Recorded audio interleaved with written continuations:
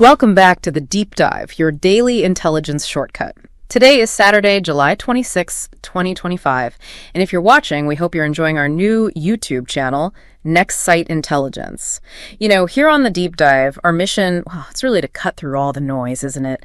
To distill the essential facts and get right to the most important insights from the sources you share with us. And today, we're doing a special deep dive into a truly fascinating daily intelligence report. Indeed. This report comes to us from NextSight, a really remarkable intelligence company. They specialize in global intelligence, and they develop their own cutting-edge open-source intelligence platforms. Really powerful tools to help investigators around the world. They provide these incredibly detailed reports to their customers, and what's great is they can even customize them to fit specific interests. We absolutely encourage you check out their work at www.next-sight.com to learn more. It's worth a look. That's right. And this isn't just any deep dive. It's a look at NextSight's regular daily brief. Specifically, the intelligence brief for Friday, July 25, 2025. It offers just a captivating snapshot of the global landscape, and what really stands out, I think, is their rigorous methodology. What's fascinating here is the methodical approach NextSight uses. Yeah. To ensure the quality of their information. Before we jump into the specifics, it's kind of crucial to understand how these reports classify information. They use two key flags to give us a clearer picture: source reliability and information confidence. Think of it like a built-in truth meter for everything we're about to unpack. Really handy. For source reliability, they use an add multi-scale A through F. So an A means the source is completely reliable, B is usually reliable, C fairly reliable, D not usually reliable, E unreliable, and F means it just cannot be judged. Simple as that. And then for information confidence, it's a 1 to 6 scale. A 1 indicates the information's confirmed by independent sources, which is the gold standard, right? Right. 2 means it's probably true, 3 possibly true, 4 doubtfully true, 5 is improbable, and 6 means, again, it cannot be judged. So as we go through today's brief, you'll hear us refer to these flags, like A2 maybe, which just means a completely reliable source and information that's probably true. It's their way of giving context for every piece of data. Okay, let's unpack this daily intelligence report. Kicking us off, the report's bottom line up front, or BLUF, gives us that immediate snapshot. Global threat and risk levels for July 25th. So what's the overarching picture it paints? Well, the BLUF highlights a world really grappling with escalating regional conflicts, stalled ceasefires, and significant kind of fluid shifts in military alliances and global trade diplomacy. Specifically, the threat level for escalating regional conflicts is rated substantial with a high risk, particularly around Gaza and the Thai-Cambodian border. This isn't just about conflict, it's about the underlying volatility. It feels quite tense. And beyond the direct conflicts, what other major themes emerge from this snapshot? We also see trade diplomacy actively reshaping economic alliances that's rated a moderate plus threat, moderate risk, which suggests these economic shifts aren't just market forces, are they? It's strategic maneuvering. It definitely feels that way. Plus, climate justice is gaining real legal momentum. Now, NextSight flags this as a low threat in terms of immediate conflict, but a moderate risk, given the long-term, systemic challenges it presents. Okay. So those are the big themes we'll be drilling into today. Let's start with a major geopolitical tremor that really caught my eye in this report, the IUCS pact. This isn't just another defense deal, is it? It feels like a really clear signal. Major powers drawing sharper lines in the sand. That's precisely it. The report highlights a pretty significant development. Britain and Australia are poised to sign a 50-year cooperation treaty today, actually, Saturday, July 26th, all focused on building Australian nuclear-powered submarines. This is a core component of the IUCS Pact Australia, the UK, and the US announced back in 2021, and it's explicitly designed to contend with growing Chinese military might in the Indo-Pacific. No secret there. So when we talk details, what's actually involved in this enormous undertaking? It sounds massive. Oh, it is. The treaty underpins the construction of at least 8 submarines for Australia. It'll be a mix of 3 to 5 second-hand U.S. Virginia-class boats to start, and then entirely new SS and IUCS submarines designed together. Yeah. The estimated cost for Australia alone, it's substantial, up to $245 billion. Yeah, with $1 billion already paid in installments. Now, NextSight rates this A2. That A means the Associated Press and Press Democrat quoting officials, they're completely reliable sources. And the Cat 2 means the information itself is probably true. NextSight assesses the threat level here as moderate plus A, which clearly indicates the potential for an arms race. Right. And what's the global buzz around this truly historic agreement? These people's hearsay sections are always so insightful. They really are. On X, formerly Twitter, you've got Australian and British defense enthusiasts. Well, they're hailing this as a historic alliance. They see it as a robust move for regional security. But on the flip side, peace activists are sharply criticizing it, raising serious concerns about nuclear proliferation and, frankly, regional instability. It's quite polarized. That brings up a crucial point. What about the U.S. role here, especially with President Trump's administration? Is that causing waves? That's a really important question.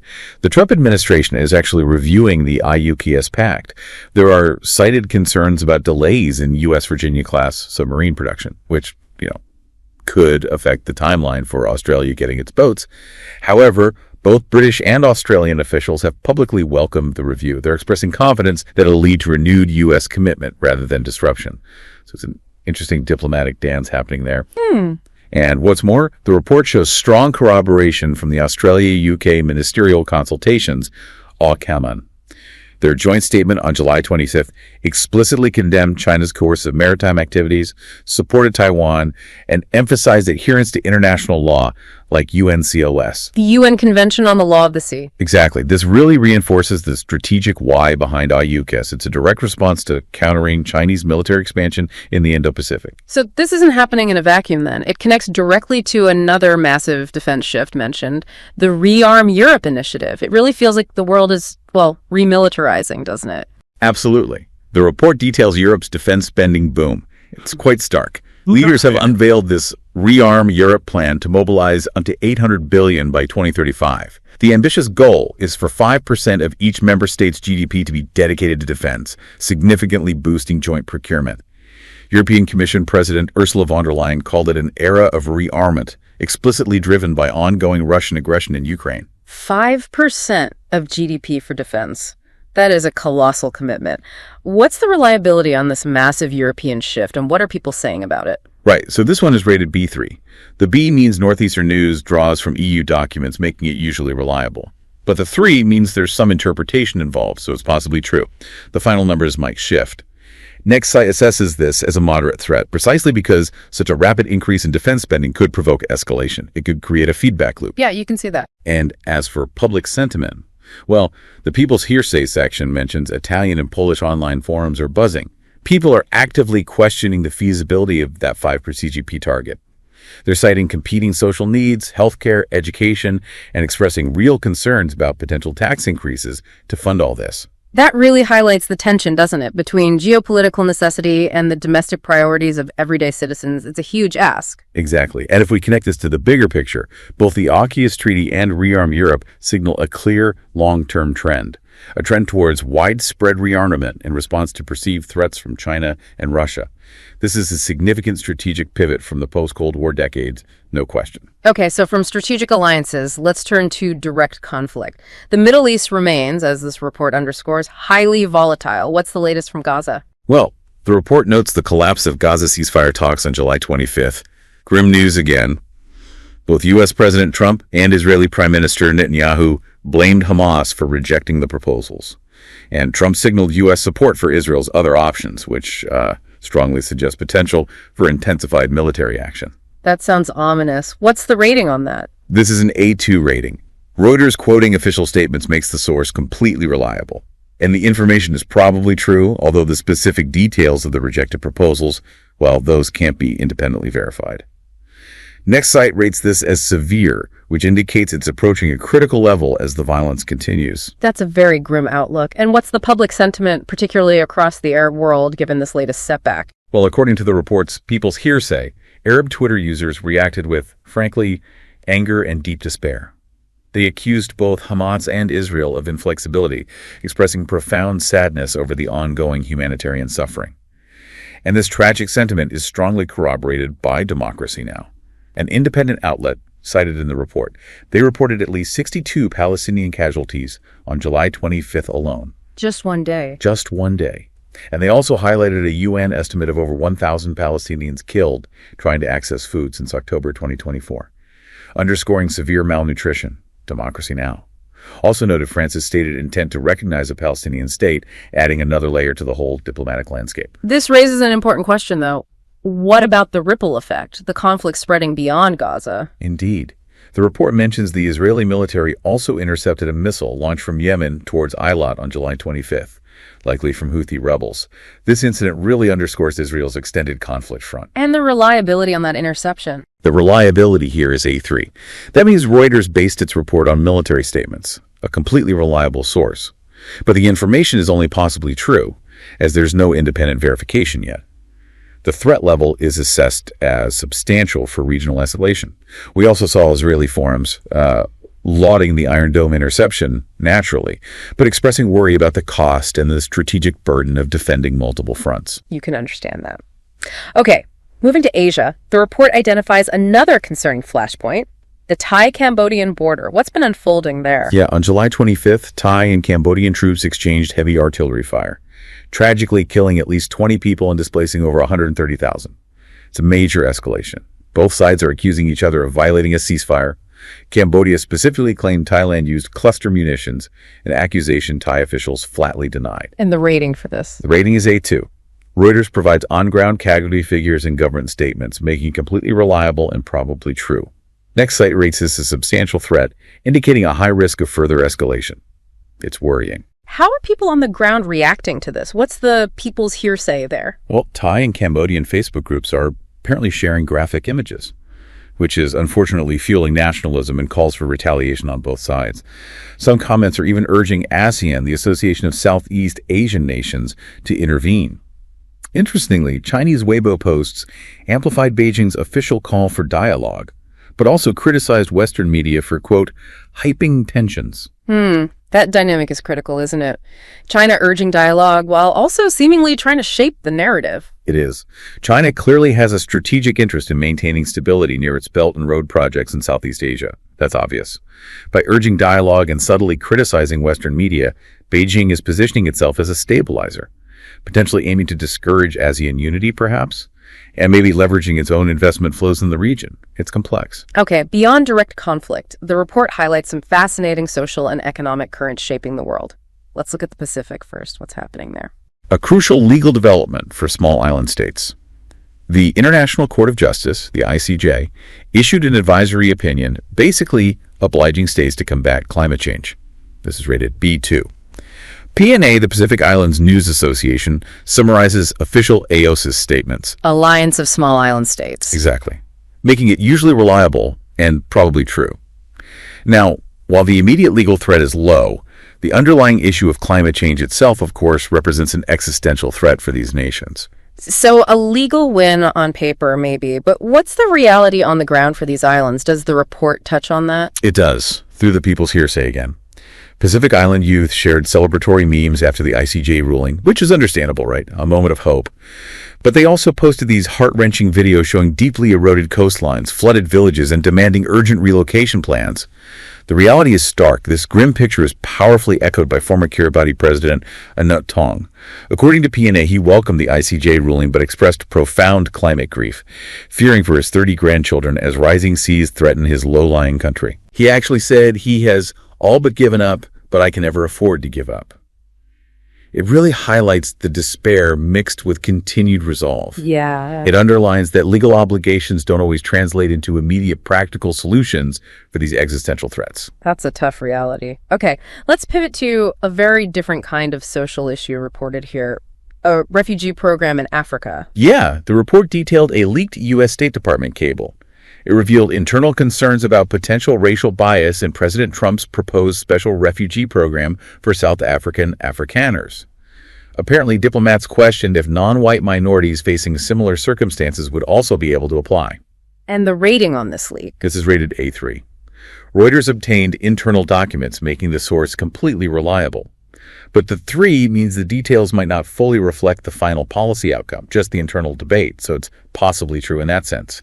The threat level is moderate, indicating a risk of social division and diplomatic friction. And what are South Africans themselves saying about this? Well, the people's hearsay indicates that South African social media widely condemn the perceived racial bias, calling for equal treatment of all minorities and emphasizing that discrimination affects many groups, not just one.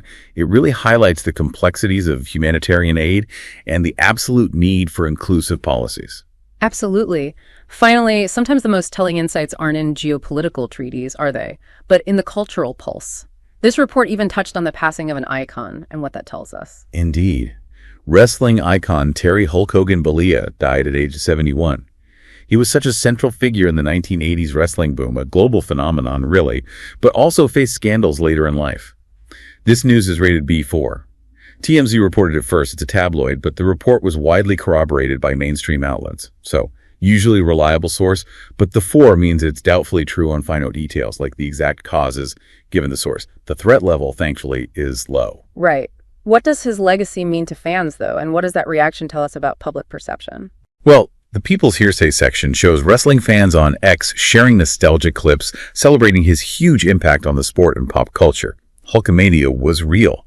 However, critics were just as quick to point to his past controversies, highlighting these deeply polarized views on celebrity legacy and, the commercialization of public personas. This cultural reflection shows how public figures, even after they pass, continue to spark debates about fame, scandal, and accountability in our digital age. So, what does this all mean when you put it together? The Next Site report isn't just a collection of headlines, is it? It brilliantly ties these seemingly disparate events together in its correlational analysis. This is where the true aha moments happen for me. This is where the insights truly deepen, exactly. Moving from what happened to what it might mean for the bigger picture. Let's look at some key regional correlations they identified. In North America, the report points to rising stock indices, despite significant legal and trade uncertainties. The insight here is that investor confidence seems primarily buoyed by the ongoing AI boom, potentially masking underlying economic fragilities. So for you, our listener, what's the implication there? What should you watch? It means you should closely monitor U.S. Federal Reserve communications. A surprise rate hike could spook markets. Or escalating U.S.-Canada trade tensions. Remember, Trump recently threatened unilateral tariffs. That saw the Canadian dollar weaken to C$1.3710, and Canada's deficit grew to C$6.5 billion. Right. These things could trigger market corrections. The AI boom might be a shield, but it's not impenetrable. Got it. Moving to Europe. Okay, European defense spending commitments correlate directly with growing support for Ukrainian aid and, interestingly, anticipation of a U.S. trade deal. The implication here is to watch bond market reactions to EU member budgets. If those sovereign spreads start widening, it might signal investor concern over fiscal sustainability, especially with those ambitious 5% defense targets. Makes sense. And in Asia? The Thai-Cambodian conflict coincides with China's prominent calls for dialogue, but also simultaneous progress in U.S.-Japan trade relations. The potential hidden agenda Next Site points to is that Beijing may strategically leverage its influence to mediate the conflict, while subtly discouraging ASEAN unity, seeking to position itself as the key regional stabilizer. Interesting angle. So the actionable insight is to monitor Chinese investment flows into Southeast Asia. A sudden reduction could signal economic coercion aimed at gaining leverage. Okay. What about the Middle East correlations? The collapse of Gaza talks and those missile interceptions from Yemen occurred alongside France's recognition of Palestine, all impacting oil prices. The critical implication: track Brent crude prices closely. A sustained spike above $90 per barrel could trigger significant inflationary pressures globally, affecting everyone. And for Africa. The IMF International Monetary Fund loan to Chad that was $625 million approved on July 25th, and ongoing humanitarian crises correlate with increased donor pledges. This means you should evaluate the risk of debt distress in Sahel countries. Instability could really worsen if external financing fails to materialize or proves insufficient. A fragile situation. And Latin America? The report noted integration rhetoric contrasting sharply with actual fragmentation in trade policies, citing Brazil's complaint of Trump ignoring tariff negotiation efforts as an example. The implication is to observe regional trade blocs like Mercosur. A continued failure to harmonize external tariffs could genuinely hinder foreign investment and regional economic growth. Finally, Oceania-Pacific. What's the correlation there? The IUS submarine deal and that strong IMNN statement coincide with intense Pacific climate activism. This highlights a profound tension, doesn't it? The region is simultaneously becoming a crucial security theater and facing existential environmental threats. Two massive pressures at once. Exactly. So for you, the listener, assessing the region's capacity to manage both security partnerships and climate adaptation is key. Supporting resilience programs becomes critical. So pulling it all together, what does all of this interconnectedness really tell us for the global outlook? What's the big takeaway? The overarching global correlation identified is, well, it's a paradox: interdependence amid fragmentation. While states pursue strategic alliances like ARIKES and intricate trade deals, domestic politics and these regional conflicts constantly threaten to fragment the global order. Financial markets appear optimistic on the surface, maybe driven by AI, like we said, but as this report makes clear, they could be profoundly jolted by unforeseen geopolitical shocks. It's really about understanding that everything is truly interconnected. A ripple in one region can absolutely become a wave across the globe. It's so clear, isn't it? Whether we're talking about nuclear submarines, shifting geopolitical alliances, or the daily, very real struggles against climate change, the world is just this complex tapestry of interconnected forces. This deep dive has really just scratched the surface of the incredible insights Next Sight Intelligence brings to light daily. Absolutely. And the knowledge from these reports, it isn't just about understanding the headlines you see everywhere. It's about grasping the underlying currents that actually shape our world. Hopefully encouraging you, the listener, to think critically about the profound implications of these developments for today and for tomorrow. Well said. And please do not forget to follow us on YouTube, like this video, share it, and comment below. We genuinely look forward to hearing your opinion and your insights. That's it for today. Enjoy your day.